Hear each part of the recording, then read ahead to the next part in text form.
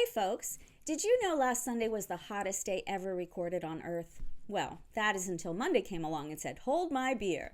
Starting to see a trend? Well, if Project 2025 gets its way, we're going to keep breaking records indefinitely as environmental and climate policies are slashed, paving the way for the fossil fuel industry to pollute with impunity. In case you haven't heard about it, Project 2025 is a 920-page blueprint for MAGA extremists to take over the government. The entire right-wing backed proposal is pure depravity. But today I want to talk about the impact this dystopian plan would have on all things relating to climate change, because unless we stop it, every one of us will be endangered by the harm it will cause to our health and safety.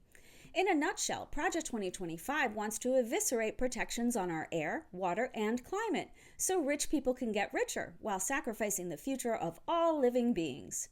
Well, true to form, the methods that Project 2025 intends to use to reverse all of our hard-earned climate progress are pretty obscene.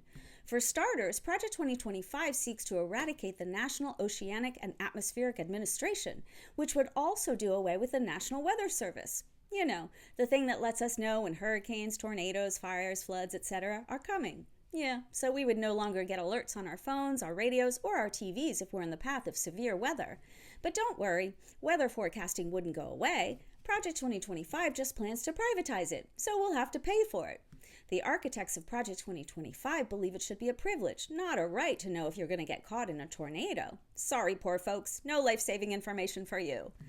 Project 2025 describes the National Weather Service as one of the main drivers of the climate change alarm industry, which is kind of like saying doctors doing cancer screenings are just alarmists about cancer. What else? Well, Project 2025 will open up our public lands to drilling, including our treasured national monuments. Bye-bye, Grand Canyon. ExxonMobil is coming to drill, mine, and frack. Profits over preservation, right?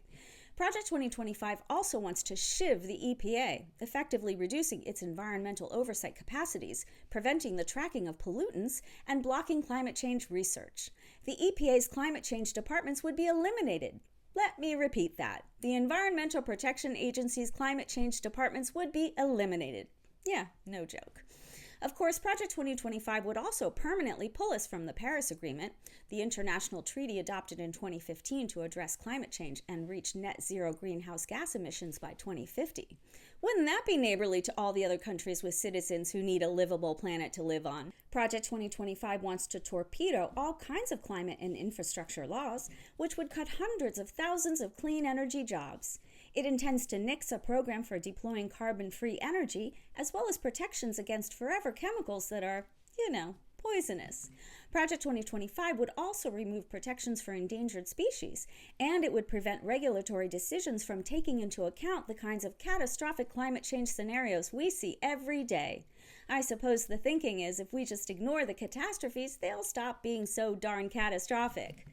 Basically, Project 2025 is a not-so-veiled windfall for the fossil fuel industry and a massive attack on climate science, climate protections, and climate investments across the board.